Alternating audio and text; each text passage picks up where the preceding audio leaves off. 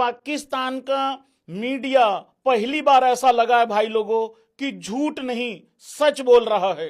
और इंडिया का मीडिया जिस पे कि मैं पहली बार यकीन करके उन्होंने जो काटा है पूरे देश का भैंस की आंख, हमें लग रहा था कि पाकिस्तान का काटा जा रहा है, वो तो अब पता लगा अबे पाकिस्तान का नहीं काटा जा रहा था, ये तो हम हिंदुस्तानियों का काटा जा रहा था। भारतीय मीडिया के हिसाब से मैं आप लोगों के साथ लाहौर से लाइव कर रहा हूं। भारतीय मीडिया के हिसाब से हम सब भाई लोगों ने 200, 300, 400, 500 गज के प्लॉट लाहौर, कराची, इस्लामाबाद में ले लिए हैं।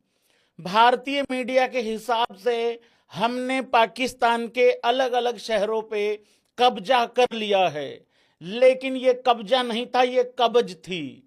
भारतीय मीडिया के हिसाब से हमारी सारी सेना 200, 300 नहीं 20 किलोमीटर, 60 किलोमीटर अंदर जा चुकी है।